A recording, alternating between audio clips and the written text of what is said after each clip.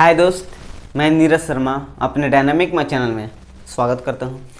जैसा कि ये वीडियो त्रिकोणमिति का पहला वीडियो है, तो बेसिक से छोटी छोटी चीज़ों को समझते हुए चलेंगे, ताकि जिन दोस्तों को त्रिकोणमिति अच्छे समझ में नहीं आ रहा होगा या त्रिकोणमिति का कुछ ऐसा भी प्रश्न होगा जो उनको हमेशा डाउट रहता है, तो इन वीडियो के माध्यम से मेरे द्वारा स्टेप बाय स्टेप आप समझ पाएंगे। ठीक है।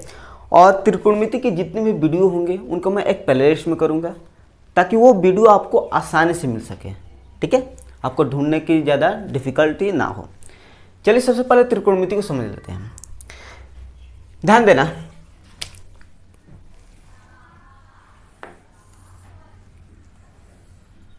दोस्त, जैसे ही त्रिकोणमिति नामक एक शब्द आता है तो आपके दिमाग में एक त्रिभुज का नाम याद होना चाहिए, और उस त्रिभुज का नाम है राइट एंगल ट्रायंगल, यानी कि समकोण त्रिभुज। और आप जानते हैं कि समकोण त्रिभुज में एक कोण 90 डिग्री होता है। ठीक है, ये वाला आपका 90 डिग्री होता है। चलिए इसको थोड़ा सा नाम ले लेते हैं, ए बी सी। ठीक है, और आप ये भी जानते हैं कि 90 डिग्री जो होता है उसके सामने वाला जो भुजा होती है वो आपका कर्ण कहलाता है। इसको इंग्लिश में हाइपोटेनस बोलते हैं।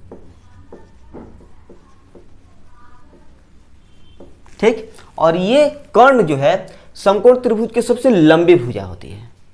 ठीक, और जिसमें ये आपका लंब होता है, इंग्लिश में इसको परपेंडिकुलर बोलते हैं।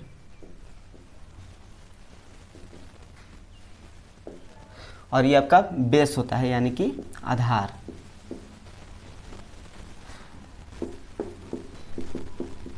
आधार होता है। ठीक है, और ये लंब और आधार, ये कोण के अनुसार इसका लंब और आधार बदलते रहते हैं। ठीक ना। और सबसे एक महत्वपूर्ण बात कि एक इसका फॉर्मूला होता है, और वो फॉर्मूला ये है इसका, लंब यानी कि परपेंडिकुलर पी ले लेते हैं यहाँ पर में, लंब स्क्वायर प्लस आधार स्क्वायर, आधार मतलब बी, बेस स्क्वायर बराबर में कर्ण, कर्ण मतलब हाइपोटेनस का ये चलते हैं स्क्वायर। ये एक फार्मूला होता है, और इस फार्मूला की मदद से आप एक समकोण त्रिभुज की भुजा आप निकाल सकते हैं। ठीक है, लेकिन जब आपके सामने जब प्रश्न आएगा तो जब आप इस फार्मूला का यूज कीजिएगा तो थोड़ा सा अधिक समय लग जाएगा। तो उस समय को बचाने के लिए आप एक ट्रिपलेट का इस्तेमाल कीजिए। ट्रिपलेट क्या होता है? तो ट्रिपलेट एक ऐसा 3 नंबर होता है जो कि समकोण त्रिभुज की भुजा होती है। ठीक है, और वो तीनों के तीनों नंबर इसी फार्मूला पर आधारित होते हैं। ठीक ना। चलिए थोड़ा सा इसको ध्यान से नोट कर लेना है इस ट्रिपलेट को।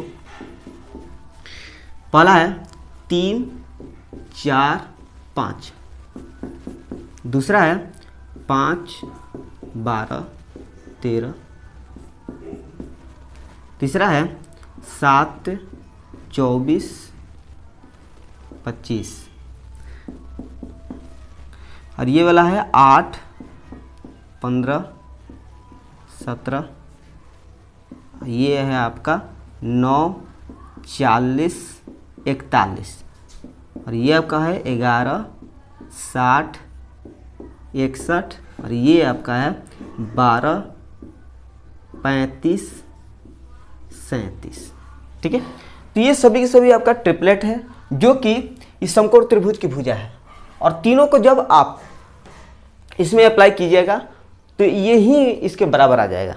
फॉर एग्जांपल मैंने आपको कहा है कि जो कर्ण होता है समकोण त्रिभुज की सबसे लंबी भुजा होती है, तो 3 4 5 में कौन बड़ा है? 5 है, तो ये आपका कर्ण हो जाएगा। और इसमें से लंब और आधार ले लीजिए, यानी कि 3 यहाँ पर लेते हैं तो 3 का स्क्वायर 9, 4 लेते हैं तो 4 का स्क्वायर 16, यानी कि 16 9 25, तो 5 का स्क्वायर कीजिएगा 25 नहीं हो जाएगा, बराबर हो गया। तो ये सभी सभी इसी पर आधारित होते हैं। एक और बात, इसका गुणनखंड भी हो जाता है। जैसे आपके सामने आ गया ये वाला 3 4 5 है। ठीक है, पहले इसको थोड़ा सा अच्छे से समझ लेते हैं। 3 4 5 है, तो आप इस प्रकार भी कर सकते हैं। इसमें 3 से गुना कीजिए, 3 से गुना कीजिए तो 9, तो इसमें भी आपको 3 से गुना करना पड़ेगा तो 12 हो जाएगा। इसमें भी 3 से गुना कीजिएगा तो 15 15, तो 9 12 15 भी एक ट्रिपलेट ही हो जाएगा। ठीक है, इसमें बैठिएगा तो 15 स्क्वायर बराबर 225, 12 का स्क्वायर 144 और 9 का स्क्वायर 81, जोड़िएगा तो 225 के बराबर आ जाएगा। ठीक है, समझ में आ रहा है। और कुछ ले सकते हैं, जैसे हम यहाँ पर 3 से गुना किए हैं, अगर आप 5 लेते हैं तो मान लें 5 से गुना करते हैं, तब 5 3 15, तो इसमें भी आपको 5 से गुना करना पड़ेगा, तो 5 होगा 20, 5 गुना 5 25, यानी कि 15 20 25 भी एक ट्रिपलेट ही हो जाएगा, यानी कि गुणनखंड में ही चलता है। ठीक है, जिस संख्या से आप इसमें गुना करते हैं तो आपको सभी में गुना करना पड़ेगा। क्लियर है कि नहीं? चलिए, क्लियर है तो आइए इस पर आधारित एक कुछ फार्मूला है, उस फार्मूला को सबसे पहले समझ लेते हैं। उम्मीद है कि ये सभी पॉइंट आपको समझ में आएंगे। चलिए, कुछ त्रिकोणमितीय फंक्शन होते हैं, उस फंक्शन को सबसे पहले समझ लेते हैं, क्योंकि वो त्रिकोणमितीय फंक्शन आपको नहीं याद होगा, यानी कि उसका फार्मूला आपको नहीं याद होगा, तो आप त्रिकोणमिति के प्रश्न आप सॉल्व नहीं कर पाएंगे।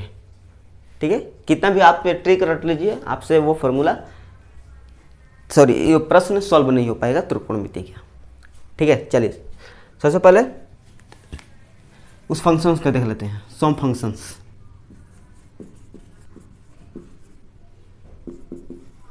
सम फंक्शंस ऑफ त्रिकोणमिति, ट्रिको ले लेते हैं।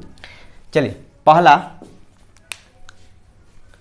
साइन का, जैसे आप देखे होंगे साइन थीटा होता है, तो यहाँ पर मैं कोई एंगल नहीं ले रहा हूँ। ठीक है, क्योंकि देखिए दोस्त, कोण बदलेगा तो इसकी लंब और आधार भी बदलता रहेगा, तो उसको थोड़ा सा इसके बाद में समझेंगे। पहले इस फॉर्मूला को तो आप लिख लीजिएगा। साइन बराबर होता है लंब बटा कर्ण। लंब ये है, लंब यानी कि परपेंडिकुलर, कर्ण आपका ये वाला हाइपोटेनस कर्ण। ठीक, दूसरा है कॉस। कॉस का सूत्र क्या होता है? याद होगा तो ठीक है, नहीं याद होगा तो लिख लीजिएगा। आधार, आधार मतलब बेस बी, आधार बटा कर्ण, कर्ण का हाइपोटेनस का एच ले लेते हैं शॉर्टकट में।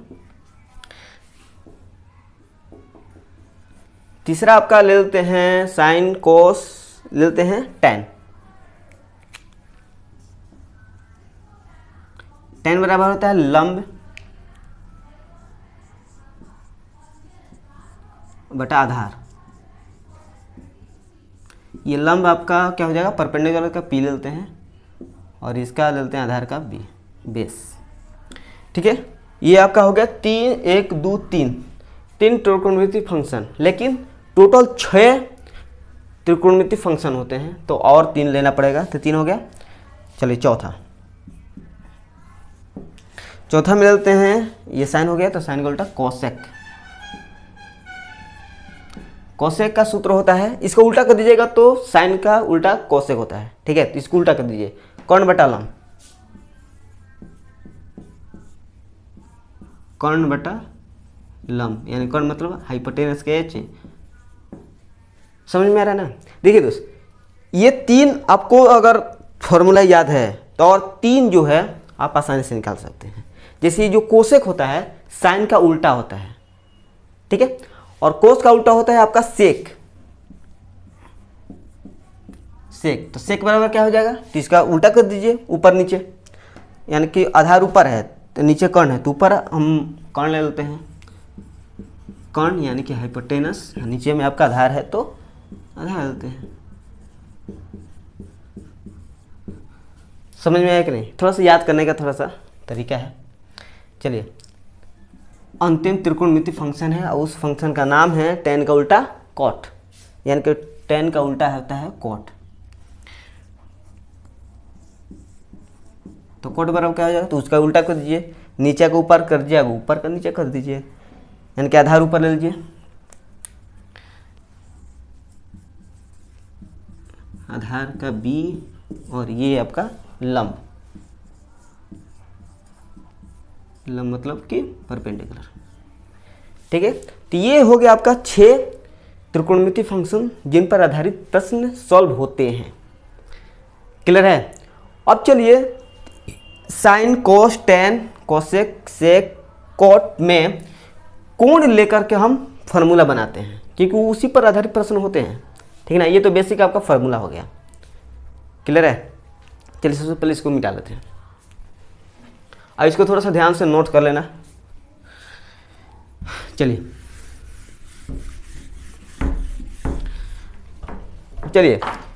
मेन मुद्दा पर आते हैं। अगर आपके सामने कॉन्सेप्ट ये, अगर आपके सामने साइन कोण ए आ गया, ये वाला साइन कोण ए आ गया, तो साइन बराबर क्या होता है सूत्र, लंब बटा कोण होता है, ठीक। यानी कि P बटा H ले लेते हैं, P बटा H। अब ध्यान देना दोस्त, एक सबसे जरूरी बात कि इस कोण के अनुसार ये वाला आपका लंब होगा, ठीक है। अगर इस कोण के अनुसार लेंगे तो ये आपका लंब होगा, और इस कोण के अनुसार जाएंगे तो ये आपका लंब होगा, ठीक है। जैसे यहाँ पर साइन कोण ए है, तो ए है ना, तो ए के सामने क्या है, ये वाला भुजा है, तो ये आपका लंब, यानी कि लंब के स्थान पर ये आपका BC ले आएगा, ठीक है ना, और ये आपका आधार ले आएगा, समझ रहे हो। अगर हम कोण C, साइन कोण C के नाम से लेते हैं, यानी कि कोण C के सामने वाला ये, तो ये आपका लंब हो जाएगा, समझ में आ रहा है कि नहीं। चलिए समझते हैं।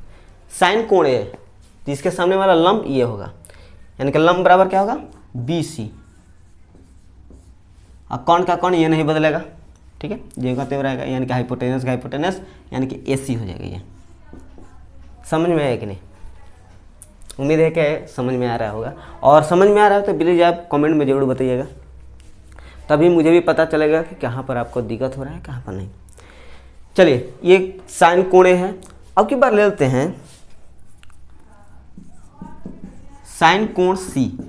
अब की बार साइन का सूत्र क्या होता है, लंब बटा कोण होता है, यानी कि परपेंडिकुलर बटा में हाइपोटेनस।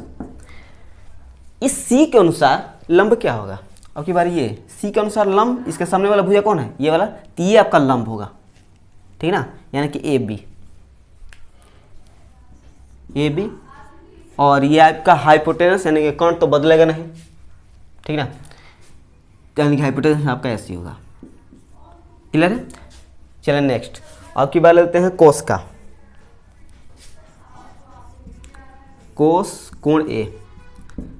अच्छा, कोस का सूत्र क्या होता है, आधार बटा कोण होता है, यानी कि बेस अपॉन हाइपोटेनस। कोण A के अनुसार आधार बटा कोण है, तो A के अनुसार तो लंब ये होगा, तो आधार ये हो जाएगा ना, A के अनुसार आधार आपका ये, तो AB, आधार के स्थान पर AB हो जाएगा, और हाइपोटेनस तो बदलेगा नहीं, कोण तो नहीं बदलेगा, तो AC कैसे लेते हैं, समझ में। अगर लेते हैं कोण C, कोस कोण C, कोस बराबर क्या होता है, आधार बटा कोण होता है, ये तो होता है, ठीक है।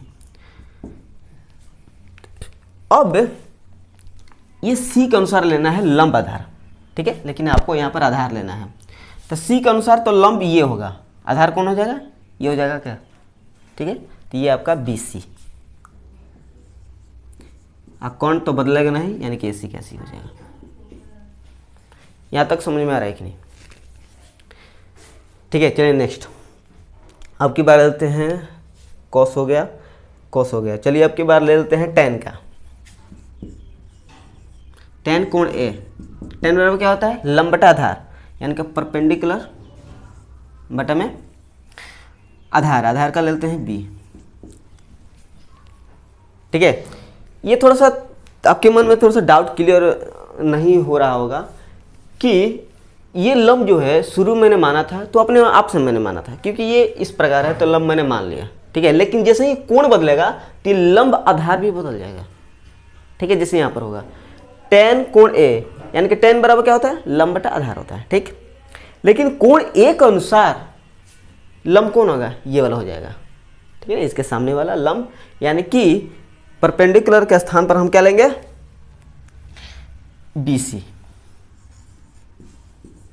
और आधार क्या लेंगे, इसके अनुसार आधार ये हो जाएगा ना, ये आपका AB, क्लियर है? तो कुछ जगह कमी है तो मिटा करके लिख लेते हैं यहाँ पर में। चलिए इस फार्मूला को ही मिटा लेते हैं हम।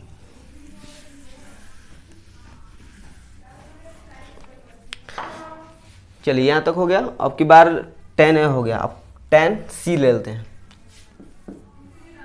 tan कोण C तो क्या होता है? लंब बटा आधार है, यानी कि P बटा में B। इस C का लेना है P, तो C के बराबर लंब क्या होगा? ये है AB, तो ये आपका AB हो जाएगा। आधार क्या होगा इसके अनुसार? ये बेस, यानी कि BC। ठीक है, अब लेते हैं कोट A। कोट कोण A मतलब क्या होता है? आधार बटा लंब, आधार बटा में लंब। अच्छा, कोण A के अनुसार आधार क्या होगा? कोण A के अनुसार, तो कोण A के अनुसार तो लंब ये होगा, इसके सामने वाला। आधार कौन होगा? ये वाला AP, यानी कि ये आपका हो जाएगा AB। और लंब कौन होगा? तो इसके सामने तो लंब ये हो ना BC, तो BC। ठीक है, चलिए कोट कोण C, तो कोट बराबर क्या होता है? आधार बटा लंब, यही वाला फार्मूला, आधार बटा लंब। तो कोण C के अनुसार आधार कौन होगा? ये वाला हो जाएगा, क्योंकि कोण C के अनुसार तो लंब ये है, तो कोण C के अनुसार ये आधार हो जाएगा क्या? ठीक है, तो BC। BC और लंब तो ये आपका ये होगा AB। क्लियर है यहाँ तक?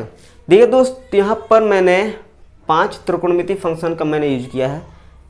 छठा आपका बचेगा नहीं, 4 मैंने इस्तेमाल किया त्रिकोणमितीय फंक्शन का, 2 मैंने इस्तेमाल नहीं किया है, तो 2 अपने आप से ही लिख लेना। ठीक है ना? अगर नहीं समझ में आएगा तो आप त्रिकोणमितीय जितने भी प्रश्न होंगे उन प्रश्न में सभी आपका डाउट क्लियर हो जाएगा। ठीक है, और एक फार्मूला है, उस फार्मूला को थोड़ा सा समझ लेते हैं।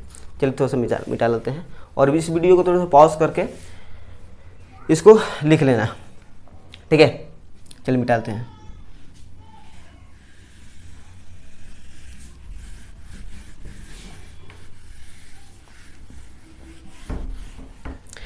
ध्यान देना, जैसे कि मैंने शुरू में कहा था कि tan कोट एक दूसरे के उल्टा होते हैं, और साइन और कोसेक एक दूसरे के उल्टा होते हैं, तो उस चीज़ों को लिख लेते हैं। ठीक है ना? कहने से क्लियर नहीं होगा, जब तक आप अपनी कॉपी पर लिखेंगे नहीं, जब तक वो क्लियर होगा नहीं।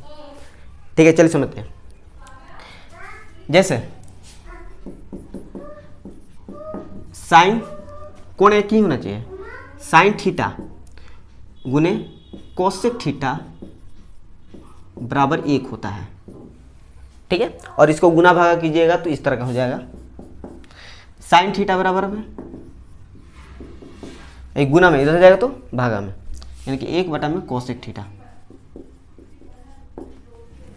ठीक है, मतलब आप ये कह सकते हैं कि साइन कोसेक का उल्टा होता है, क्योंकि 1 बटा कोसेक है, इसका मतलब है कि कोसेक उल्टा है साइन के।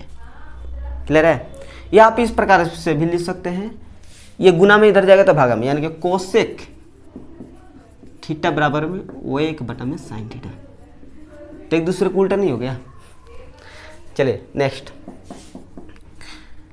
आपके बोलते हैं tan थीटा गुने कॉट थीटा बराबर में 1 होता है, यानी कि आप इस प्रकार से कर सकते हैं कि tan थीटा बराबर में ये गुना है, इधर जाएगा तो भागा में, यानी कि 1 बटा में कॉट थीटा।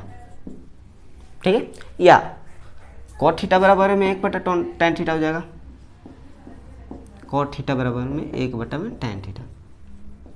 ठीक है, इसका मतलब यह है कि tan थीटा और कोट थीटा एक दूसरे के उल्टा है, इसलिए जो वो फार्मूला था किसी की tan थीटा बराबर लंब बटा आधार होता था, तो कोट थीटा पर क्या हो जाता था? आधार बटा लंब, तो उसका फार्मूला एक दूसरे के उल्टा ही होते थे। ठीक है, ऊपर नीचे। चलिए नेक्स्ट में उल्टा होता है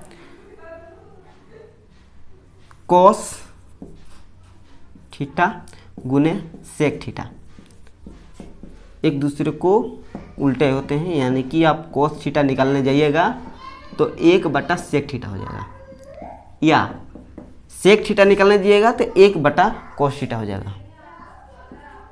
सेक थीटा बराबर 1/cos थीटा। क्लियर है? लास्ट है कि साइन थीटा, नहीं साइन थीटा तो हो गया, चलिए 3 ही है। क्लियर है? अब चलिए, अब कुछ प्रश्न है, उस प्रश्न को सबसे पहले समझ लेते हैं। ठीक है, एकदम धीरे धीरे समझेंगे, कोई भी जल्दबाजी नहीं।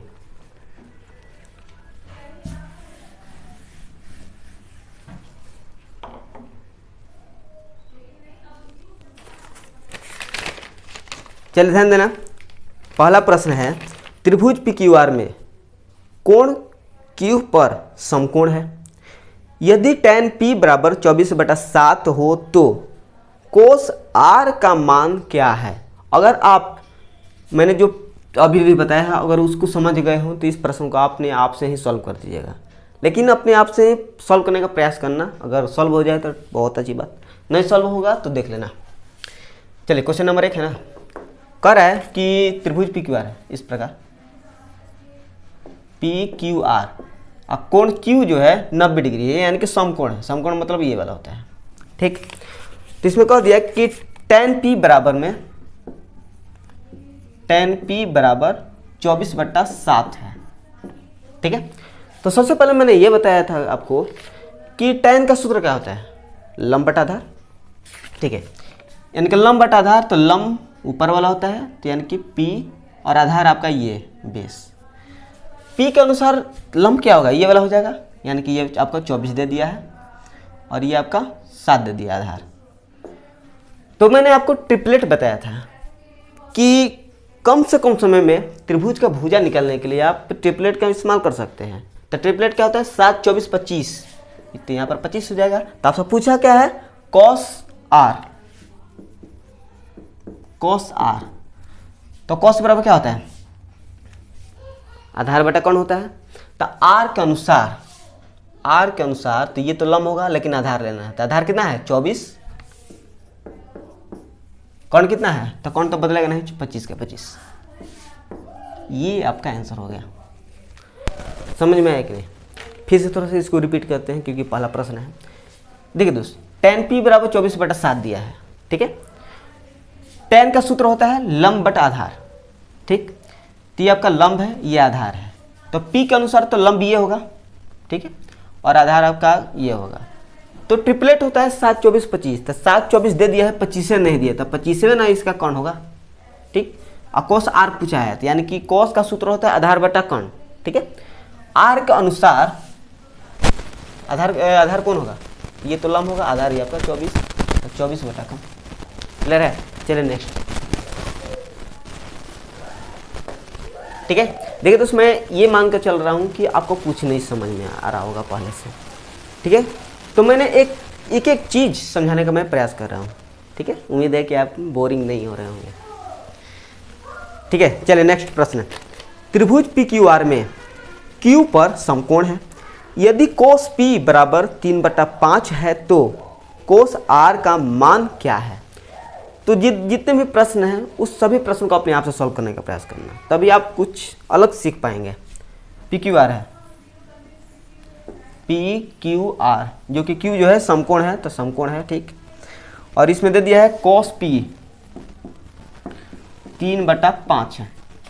अच्छा, cos का सूत्र क्या होता है? आधार बटा कोण, यानी कि ये आपका आधार यानी कि बेस होगा, ये आपका कोण यानी कि हाइपोटेनस। तो P के अनुसार आधार कौन होगा? तो P के अनुसार तो ये लंब होगा, ये आधार होगा, यानी कि आधार आपका 3 दे दिया है और कोण ये आपका 5, तो 1 नहीं दिया है। तो ट्रिपलेट क्या होता है? 3, 4, 5। क्या होता है? 3, 4, 5, जिसमें 3, 5 तो दे दिया है, लेकिन 4वें नहीं दिया, तो 4 आपका ये है। ठीक है, यानी कि उस फार्मूला का यूज नहीं होगा। अब और आपसे पूछा क्या है कि cos R, चलिए भाई cos R निकालते हैं। cos R का सूत्र क्या होगा?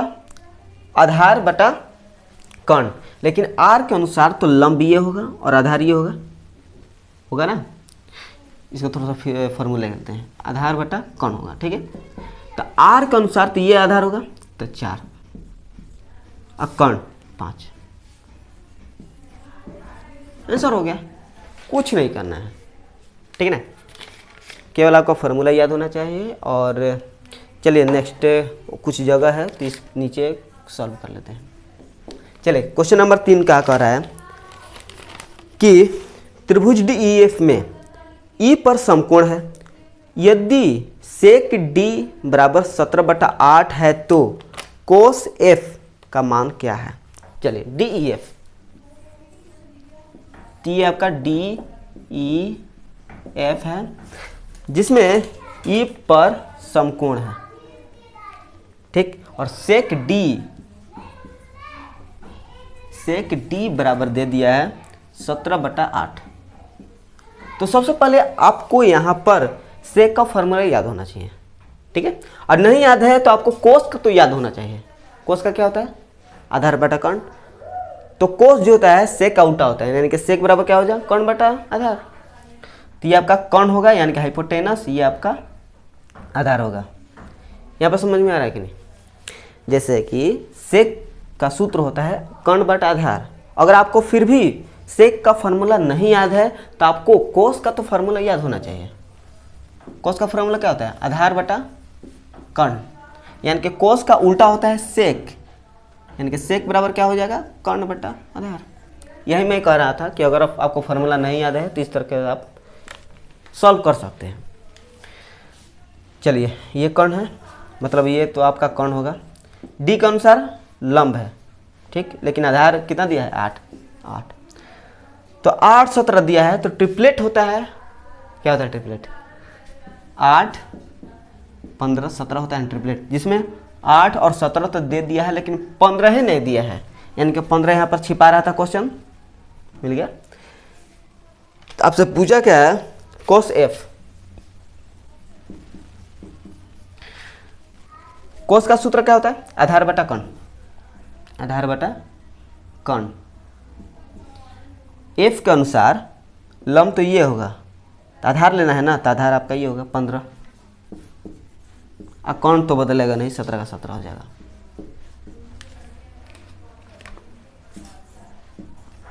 ये है इसका आंसर हो जाएगा। उम्मीद है कि यहाँ तक आपको कोई भी डाउट नहीं होगा।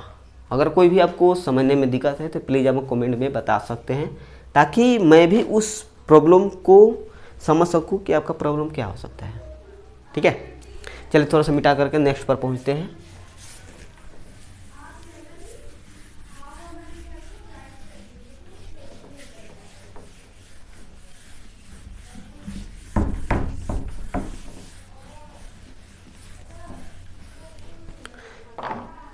चलिए नेक्स्ट प्रश्न। इस प्रश्न का कहना है कि त्रिभुज ABC में B पर समकोण है, यदि कोट A बराबर 7/24 है तो कोसेक C का मान क्या है। चलिए ये भी बहुत अच्छी प्रश्न है। अगर आपसे सॉल्व हो जाए तो अपने आप से सॉल्व करने का प्रयास करना। ठीक है, चलिए ABC है, ABC है, जो कि B जो है समकोण है, यानी कि ये समकोण है। और कोट A बराबर 7/24 दे दिया है, और आपसे पूछा है कोसेक C, यानी कि कोण C आपसे पूछा है, कोण C का मान क्या होगा। चलिए कोट A, कोट का सबसे पहले फॉर्मूला क्या होता है, आधार बटा लंब होता है। अगर आपको कोट का फॉर्मूला नहीं याद है तो टन का तो याद होगा पक्का। टन का क्या होता है, लंब बटा आधार। तो कोट जो होता है टन का उल्टा होता है, तो टन का सूत्र होता है लंब बटा आधार, तो कोट का क्या होगा, आधार बटा लंब। यानी कि ये आपका आधार होगा, ये आपका लंब होगा, परपेंडिकुलर। ठीक है, एक अनुसार ये आपका लंब ये है और ये आपका आधार, तो आधार तो दिया है यहाँ पर 7, तो लंब भी दिया है 24। तो एक ट्रिपलेट होता है। अगर आपको ट्रिपलेट याद होगा तो ठीक है, नहीं याद होगा तो आप इस फार्मूला से आप निकाल सकते हैं, जो कि मैंने आपको शुरू में ही बताया है कि कर्ण बराबर क्या होता है, लंब स्क्वायर 7 स्क्वायर प्लस 24 स्क्वायर। तो अब स्क्वायर करके जोड़ कर स्क्वायर रूट निकालते रहिए, अगर नहीं याद होगा तो थोड़ा सा ये लॉन्ग मेथड हो जाता है, ठीक है ना। तो ट्रिपलेट से त्रिकोणमिति बहुत ही आसान हो जाती है, इसलिए मैंने जितना त्रिकोणमिति का वो क्या बोलते हैं ट्रिपलेट होता है सभी मैं ट्रिपलेट मैंने लिख दिया है। क्लियर है कि नहीं? चलिए, क्या होता है 7, 24, 25 होता है इसका ट्रिपलेट, जिसमें 7, 24 दे दिया है लेकिन 25वें नहीं दिया, तो 25 इसका हो जाएगा। ठीक है, तो कॉसेक का सूत्र क्या होता है? कर्ण बटा लंब होता है, यानी कि हाइपोटेनस बटा में लंब। कोण सी के अनुसार लेना है सभी के सभी। तो कोण सी के अनुसार तो कोण तो वहीं रहेगा, नहीं बदलेगा। तो कोण सी के अनुसार तो कर्ण का 25 से लेंगे हम, ये आपका परपेंडिकुलर बदल जाएगा। कोण सी के अनुसार लंब कौन है? ये वाला है, यानी कि 7, यानी कि इसका आंसर हो जाएगा 25/7। क्लियर है कि नहीं? अगर आपको कोसेक का याद नहीं है तो साइन को तो याद होना चाहिए। साइन का क्या होता है? लंब बटा कर्ण। तो कोसेक उसका उल्टा होता है, यानी कि कर्ण बटा लंब हो जाएगा। समझ में आया कि नहीं? ठीक है, चलिए नेक्स्ट क्वेश्चन नंबर 5। चलिए, इस प्रश्न में कहना है कि त्रिभुज UVW में भी पर समकोण है, यदि सेक U बराबर 5/3 है तो tan W का मान क्या है? चलिए, बहुत अच्छी प्रश्न है। UVW U और इसमें समकोण कौन है? भी, तो भी यहाँ पर लेना पड़ेगा आपको, VW। और सेक U 5/3 दे दिया है, ठीक। और आपसे पूछा है tan W,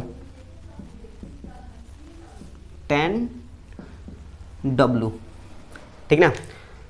सेक का सबसे पहले फॉर्मूला क्या होता है? सेक का क्या होता है? कर्ण बटा आधार। तो ये आपका कर्ण यानी कि हाइपोटेनस, कर्ण और बटा में आधार B। तो U के अनुसार लंब तो ये होगा, सामने वाला लंब, लेकिन यहाँ पर कर्ण है तो 5 तो बदलेगा नहीं, और ये आपका आधार तो ये हो जाएगा कितना है? 3। ठीक है, सेक U है तो सेक U बराबर क्या है? 5/3, यानी कि कर्ण ये आपका आधार, क्योंकि सेक का सूत्र होता है कर्ण बटा आधार। तो ऊपर कर्ण है तो 5 है, तो कर्ण आपका 5 और आधार कितना है? बेस 3 है। तो इसके अनुसार लंब ये है तो आधार ये होगा, ठीक है। तो 3, 5 आ गया है, लेकिन ये तीसरा नहीं आया है। तो आपको ट्रिपलेट याद होगा, क्या होता है? 3, 4, 5 ट्रिपलेट होता है, जिसमें 3, 5 दे दिया, 4 नहीं दिया, तो ये 4 होगा, ठीक। tan W आपसे पूछा है, यानी कि tan का सूत्र क्या होता है? लंब बटा आधार, लंब बटा में आधार। लंब लेना है और भी W के अनुसार। W कौन है? ये वाला। तो W के अनुसार लंब ये हो जाएगा, ठीक, यानी कि 3। आधार कौन होगा? ये हो जाएगा 4। ये इसका आंसर हो जाएगा, ठीक है। तो मुझे उम्मीद है कि यहाँ तक तो पक्का आपको समझ में आ रहा होगा। चलिए नेक्स्ट, इसको थोड़ा सा मिटा करके नेक्स्ट प्रश्न की ओर चलते हैं।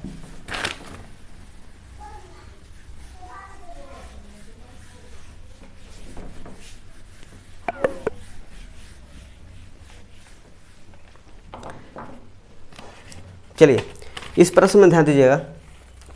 प्रश्न का कहना है कि त्रिभुज DEF में कोण E का माप 90 डिग्री है, यदि tan D बराबर 4/3 और DE बराबर 6 सेंटीमीटर है तो EF की लंबाई क्या है? तो ये प्रश्न पिछले प्रश्न से थोड़ा सा अलग है, लेकिन आप आसानी से इसको सॉल्व कर पाएंगे, ठीक ना। देखिए कैसे, 6 है, त्रिभुज DEF है। चलिए इसको सबसे पहले लेते हैं, D और E पर 90 डिग्री है, यानी कि समकोण है तो 90 डिग्री लेते हैं, और F, ठीक। और इसमें दे दिया है tan D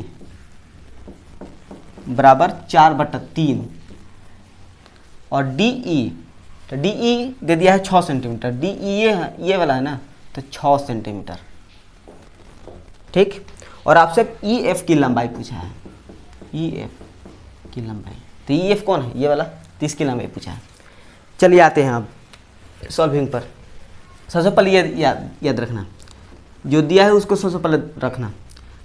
tan d बराबर 4/3 है, यानी कि tan का सूत्र क्या होता है, लंब बटा आधार होता है ना, यानी कि लंब ऊपर वाला परपेंडिकुलर, आधार कौन, ये वाला, ठीक है।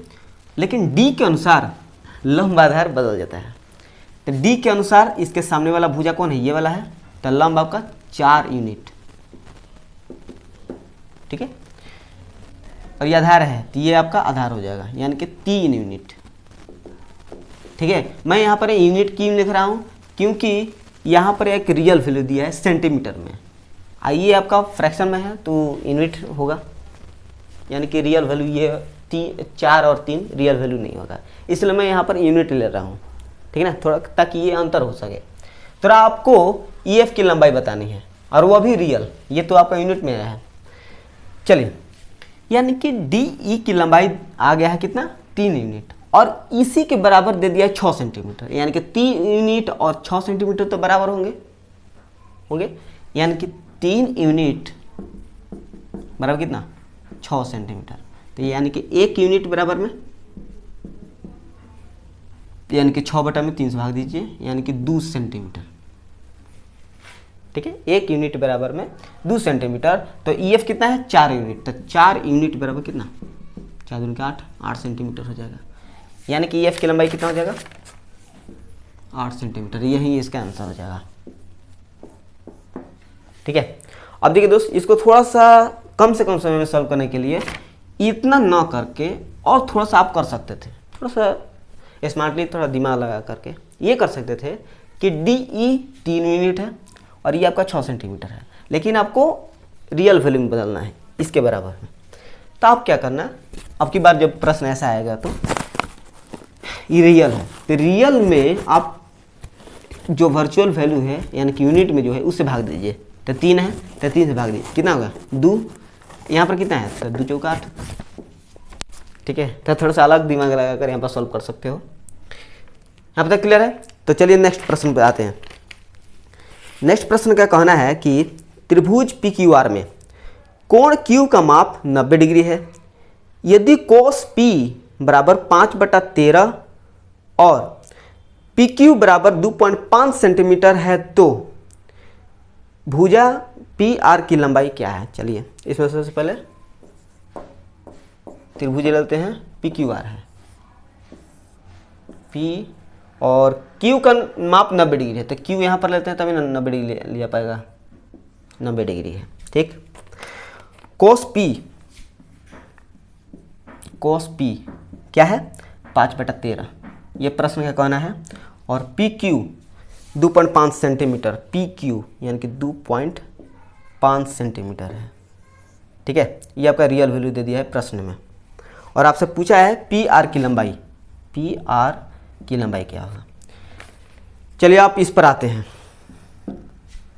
कोस का सूत्र क्या होता है, आधार बटा कोण, यानी कि ये आपका आधार होगा, ये आपका कोण होगा, यानी कि हाइपोटेनस। तो P के अनुसार तो लंब ये होगा, लेकिन आधार कितना दिया है 5, यानी कि 5 यूनिट, ठीक है। और कोण कितना है 13 यूनिट। और आपसे पूछा क्या है PR, तो PR कौन है, ये वाला है, यानी कि 13 यूनिट के वैल्यू आपसे पूछ रहा है, लेकिन वो भी रियल वैल्यू, ठीक है ना, यानी कि सेंटीमीटर में ही पूछ रहा है। तो मैंने अभी अभी क्या बताया आपको कि जो भी यूनिट है उससे रियल वैल्यू में भाग दे करके भाग दीजिए, जितना आएगा उसमें आप इसमें गुना कर दीजिए जो आपसे पूछ रहा है। जैसे 2.5 है रियल वैल्यू है, इसमें आप यूनिट्स भाग दीजिए 5, भाग दीजिएगा, और कितना निकलना है PR की वैल्यू, यानी कि PR की वैल्यू कितना है 13 यूनिट, यानी कि 13 से गुना कर दीजिए, हो गया। यानी कि पॉइंट जैसे हटेगा तो क्या होगा नीचे में 10, यानी कि 5, यानी कि 5 दूनी 10, यानी कि 2 से भाग दीजिएगा तो कितना 2 6 12, 2 5 10, यानी कि 6.5 सेंटीमीटर इसका आंसर हो जाएगा, ठीक है। इसमें कोई समय नहीं लगा, समझ में आया कि नहीं। चलिए समझ में आया तो थोड़ा सा मिटा करके क्वेश्चन नंबर 8 की ओर चलते हैं, 7 तो हो गया। चलिए समझिएगा प्रश्न को थोड़ा सा ध्यान से समझिएगा। इसका कहना है कि त्रिभुज DEF में कोण E का माप 90 डिग्री है, यदि सेक डी बराबर 25/7 और डी ई बराबर 1.4 सेंटीमीटर है तो भुजा डी एफ की लंबाई क्या है। देखिए दोस्त, अगर आप पीछे वाला जितने भी प्रश्न को समझ गए होंगे तो इस प्रश्न को अपने आप से ईमानदारी पूर्वक सॉल्व करने का प्रयास करना। अगर सॉल्व हो जाएगा तो समझ लेना कि आप इस तरह के प्रश्न कभी भी आए तो आप आसानी सॉल्व कर पाओगे। ठीक है, यानी कि देख कर आपको सॉल्व नहीं करना है। और नहीं सॉल्व हो पाए तो यहाँ पर देख लेना, क्वेश्चन नंबर 8 है। तो कह रहा है त्रिभुज डी ई एफ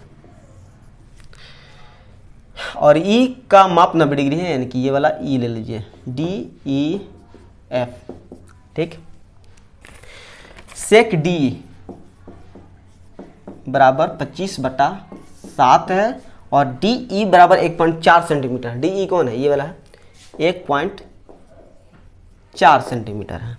ठीक, तो डी एफ की लंबाई पूछ रहा है। डी एफ कौन है, ये वाला। तो डी एफ की लंबाई आपसे पूछ रहा है कितना होगा, ये वाला। चलिए सबसे पहले इस पर आते हैं। सेक का सूत्र क्या होता है, कर्ण बटा आधार होता है कर्ण, यानी कि ये आपका कर्ण होगा और ये आपका आधार होगा। ठीक है, वो भी डी के अनुसार लेना है। कौन, डी के अनुसार। तो डी के अनुसार तो लंब तो ये होगा, सामने वाला भुजा है, लंब ये। लेकिन ये आपका कर्ण दिया है तो कर्ण तो आपका बदलता नहीं है कभी, 25। तो ये आपका आधार हो जाएगा, लंब ये आपका कर्ण, आधार ये, तो 7। ठीक, अब देखिए ये यूनिट में है और ये भी यूनिट में है, तो आपको इसकी वैल्यू बतानी है। चलिए, ये सेंटीमीटर में है ना, तो 1.4 सेंटीमीटर में यूनिट कितना है, इसका भी लंबाई 7 यूनिट है और इसका भी लंबाई 1.4 सेंटीमीटर है। तो ये तो बराबर हो जाएगा ना, और जो बराबर होगा उसमें मान के रियल वैल्यू में यूनिट से भाग देना है। तो 7 यूनिट है तो 7 से भाग दीजिए। और किसको आपको बताना है, डी एफ की लंबाई। तो जिसको आपको बताना है 25 सेंटीमीटर इसमें दे दिया है, यानी कि 25 से आप गुना कर दीजिए। ठीक है, पॉइंट हटिएगा तो नीचे 10 हो जाएगा, 7 दूनी 14, यानी कि 2 5 10, यानी कि 5 5 25, यानी कि 5 सेंटीमीटर जो है वो आपका डी एफ की लंबाई होगी। क्लियर है, क्लियर है। तो चलिए आगे बढ़ते हैं। हाँ, थोड़ा सा अलग थोड़ा सा बता दें। अगर आपसे ई एफ की लंबाई पूछता तो, ई एफ की लंबाई पूछता तो आप क्या करते हैं, देखिए यहाँ पर मैं 7 25 आ गया है, तो ट्रिपलेट क्या होता है, 7 24 25 होता है। तो आप ट्रिपलेट ले लेना, 7 24 25 से होता है। यहाँ पर थोड़ा सा याद करके बना लेते हैं। अगर आपसे ई एफ की लंबाई पूछता तो क्या होती, चलिए, तो 7 24 25 आपका ट्रिपलेट होता है। इसमें 7 25 दे दिया है लेकिन 24 से नहीं दिया है, तो 24 आपका ये हो जाएगा। यहाँ पर समझ में आ रहा है कि नहीं। ठीक है, ये अपने आप से सॉल्व करने का प्रयास कर रहे हैं। ये आपका 24 यूनिट, तो रियल वैल्यू इतना है 1.4 सेंटीमीटर में, 7 यूनिट से भाग देंगे। और आपको पता क्या करनी है, ई एफ। टी एफ कितना है, 24। तो 24 अब की बार आपको गुना करना पड़ेगा, पॉइंट हटेगा 10, 7 दूनी 14, 2 5 10, यानी कि 5 से इसमें भाग दीजिए, यानी कि 5 चौका 20, 5 8 40, यानी कि 4.8 सेंटीमीटर इस ई एफ की लंबाई होगा। क्लियर है। लेकिन ये जो प्रश्न है, इस प्रश्न के अनुसार ये आंसर होगा। और आपसे अगर ई एफ की लंबाई पूछ दे तो आपका आर 4.8 सेंटीमीटर होगा। ठीक है, चलिए क्लियर है। तो आगे बढ़ते हैं। इस प्रश्न का कहना है कि त्रिभुज यू भी डब्ल्यू में कोण भी का माप 90 डिग्री है। यदि tan u बराबर 12/5 और u भी बराबर 10 सेंटीमीटर है तो भुजा भी डब्ल्यू की लंबाई क्या है। चलिए क्वेश्चन नंबर 9 है, u भी डब्ल्यू है, जिसमें भी जो है 90 डिग्री है, यानी कि u ये भी ले लीजिए क्योंकि 90 डिग्री है ना, और ये आपका w। ठीक, जिसमें tan u बराबर 12/5 है। ठीक, और u भी कौन है, ये वाला 10 सेंटीमीटर है। ठीक, तो भी डब्ल्यू की लंबाई पूछ रहा है। भी डब्ल्यू कौन है, ये वाला, यानी कि इसकी लंबाई पूछ रहा है। ठीक है, तो इस प्रश्न को आपने आप से भी सॉल्व कर सकते हो। चलिए सबसे पहले इस पर आते हैं। tan का सूत्र क्या होता है? लंब बटा आधार, यानी कि ये आपका लंब होगा और ये आपका आधार होगा। तो u का अनुसार लंब कौन होगा?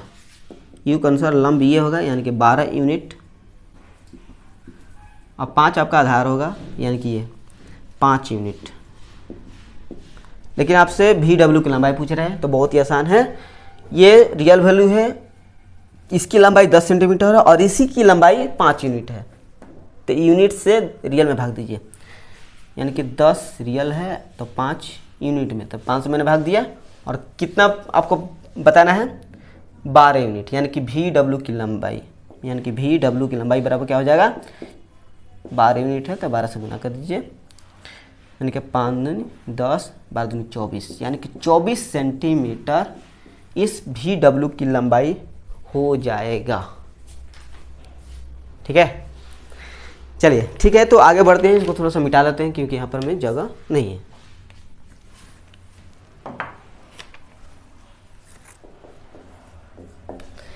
चलिए ध्यान देना दोस्त, इस प्रश्न का कहना है कि त्रिभुज ABC में कोण B का माप 90 डिग्री है। यदि tan A बराबर 15/8 और AB बराबर 0.8 सेंटीमीटर है तो भुजा AC की लंबाई क्या है? ये भी बहुत अच्छी प्रश्न है और आप आसानी से भी सॉल्व कर सकते हो अगर आप पीछे वाला प्रश्न समझ गए होंगे तो। ठीक,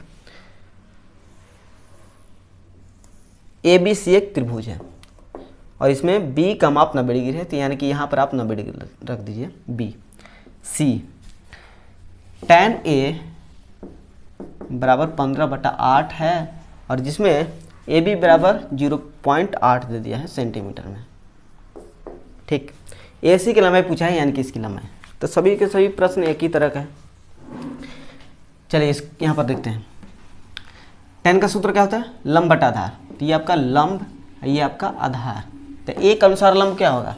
एक अनुसार लंब ये आपका ये 15 यूनिट, आधार आपका 8 यूनिट। और आपसे पूछा क्या है? AC की लंबाई। ठीक है ना, AC की लंबाई पूछा है। ठीक है, AC की लंबाई पूछा है, तो ये तो आपको यूनिट में तो पता नहीं है। ठीक है, लेकिन आपको ट्रिपलेट तो याद ही होगा, जिसमें 8 15 हो, तीसरा तो पता नहीं है। तो 8 15 17 एक ट्रिपलेट होता है, जिसमें 8 15 तो दे दिया है लेकिन 17 ही नहीं दिया, तो ये आपका 17 होगा। ठीक, 17 यूनिट। चलिए ये रियल है, इसके बराबर भी 8 और इसके बराबर भी 8 यूनिट। चलिए AC की लंबाई निकालते हैं हम। 0.8 सेंटीमीटर, तो 8 सेंटीमीटर यूनिट में भाग दीजिए 8। किसका निकालना है? AC का। AC कितना है? 17। बस हो गया आंसर। पॉइंट हटेगा, नीचे में आएगा 10। 10 से भाग दीजिए तो 1.7 सेंटीमीटर हो गया आंसर। ठीक है, इस प्रश्न के अनुसार। अगर आपसे BC की लंबाई पूछता तो, BC की लंबाई पूछता तो 0.8 बटा में 8, 0.8 बटा में 8 गुना में BC की लंबाई कितनी है? 15 यूनिट, तो 15 से गुना कर दीजिए। पॉइंट हटेगा नीचे में 10, 8 8 खत्म, यानी कि 1.5 सेंटीमीटर इस BC की लंबाई हो जाता। ठीक है, चलिए नेक्स्ट। चलिए इसको समझते हैं। दिया है यदि sin x बराबर 12/37 है तो tan x का मान क्या होगा? चलिए बहुत अच्छी है। sin x बराबर 12/37, तो आपसे पूछा है tan x की लंबाई क्या होगी? चलिए जो दिया है उसको सबसे पहले देखते हैं। sin x, मेन बात ये है कि sin का भी जो कोण है x है और tan का भी जो कोण है x है। ठीक है, यानी कि लंब और आधार सेम होगा। चलिए sin x, यानी कि sin का सूत्र क्या होता है? लंब बटा कर्ण। तो ये आपका लंब होगा, ये आपका कर्ण होगा। और tan x पूछा है, तो tan x का सूत्र क्या होता है? tan बराबर में लंब बटा आधार, लंब और बटा में आधार। तो लंब बराबर तो दे दिया है 12, ठीक है 12। आधारे नहीं दिया है, यहाँ पर तो कर्ण दिया है, तो आधार कैसे निकाल पाएंगे आप? इस प्रकार। तो आप ट्रिपलेट का इस्तेमाल कीजिए। ट्रिपलेट क्या होता है? 12, 35, 37। तो 12, 35 दे दिया है, 37 क्या होगा? आधार होगा, यानी कि 37 यहाँ पर हो जाएगा आंसर। 12/37 इसका आंसर। ठीक है, यहाँ पर तो कोई आपको डाउट होगा नहीं, क्योंकि इससे थोड़ा सा अलग है। चलिए नेक्स्ट, ध्यान देना, इस प्रश्न में कहना है कि cos x P/Q है, और इसमें कहा है कि x जो है 0 डिग्री और 90 डिग्री के बीच में है। x जो है 0 डिग्री और 90 डिग्री के बीच में है, ठीक। और इसमें tan x की लंबाई आपसे पूछा है, ठीक है। ये थोड़ा सा अलग प्रश्न है, क्योंकि यहाँ पर आप ट्रिपलेट का इस्तेमाल नहीं कर सकते हैं। क्यों नहीं कर सकते हैं? क्योंकि यहाँ पर जो P/Q है ये आपका चर में दिया है, यानी कि कोई कांस्टेंट नंबर नहीं दिया है, यानी कि 4, 5, 6 इस प्रकार नहीं दिया है। तो यहाँ पर ट्रिपलेट न इस्तेमाल करते हुए वही बेसिक फार्मूला का इस्तेमाल करेंगे, जो कि मैंने बताया था कि एक समकोण त्रिभुज की भुजा इसी फार्मूला से निकाला जा सकता है। चलिए उस फार्मूला को थोड़ा सा लिख लेते हैं। लंब स्क्वायर यानी कि पी स्क्वायर प्लस आधार स्क्वायर बराबर में हाइपोटेनस यानी कि कर्ण स्क्वायर। इस फार्मूला का इस्तेमाल करना है आपको। चलिए, कोस का कोण जो है x है और tan का भी कोण जो है x है, ठीक है। तो कोस का सूत्र क्या होता है? आधार बटा में कर्ण, यानी कि कर्ण आपका ये है और आधार का ये है। tan का सूत्र क्या होता है? लंब बटा में आधार। यहाँ पर आधार तो पता हो चल गया है, P है, ठीक। अब बटा में कर्ण Q पता चल गया है, लेकिन यहाँ पर मैं लंबाई पूछा है, तो लंबाई तो अभी पता है नहीं। आधार तो पता चल गया है, P है, तो अभी नहीं लिख रहे हैं, नहीं तो आप यहाँ पर गलती कर दीजिएगा। चलिए सबसे पहले हम इस P की लंबाई पता करते हैं। चलिए, आधार कर्ण दे दिया है, तो लंबाई बराबर क्या हो जाएगा? P स्क्वायर बराबर प्लस B स्क्वायर, इधर जाएगा तो H square minus B square, यानी कि P बराबर में square root H square minus B square. यहाँ तक समझ में आ रहा है क्या? देखिए दोस्तों, यहाँ पर मैं लंबाई की वैल्यू नहीं दिया है, इसलिए मैं यहाँ पर मैं लंबाई की वैल्यू निकाल रहा हूँ परपेंडिकुलर। तो P बराबर हो जाएगा square root H square minus B square, ठीक है। जिसमें जो कर्ण है क्या है? Q है, Q स्क्वायर माइनस जो आधार है कितना है? P है, तो P स्क्वायर।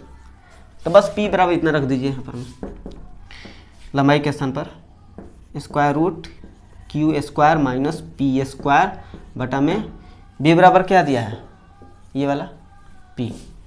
ये आपका आंसर हो जाएगा, ठीक है।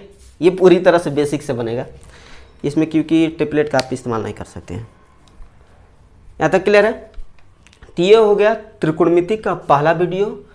उम्मीद है कि आपको सभी के सभी चीज़ें समझ में आसानी से आ रही होंगी, ठीक है।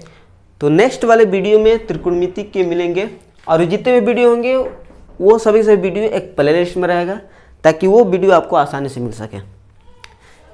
क्लियर है? और बिल्कुल फ्री में है, और मैं अपनी तरफ से पूरा प्रयास करूँगा कि आपको अच्छी तरीके से समझा सकूँ, ठीक है। तो थैंक यू सो मच इस वीडियो को देखने के लिए। अगर आप इसी तरह सीखना चाहते हैं तो प्लीज़ इसको सब्सक्राइब कर सकते हो, और अपने दोस्तों में शेयर कर देना, ताकि उन दोस्तों को भी इस तरह के त्रिकोणमिति समझ में आ सके।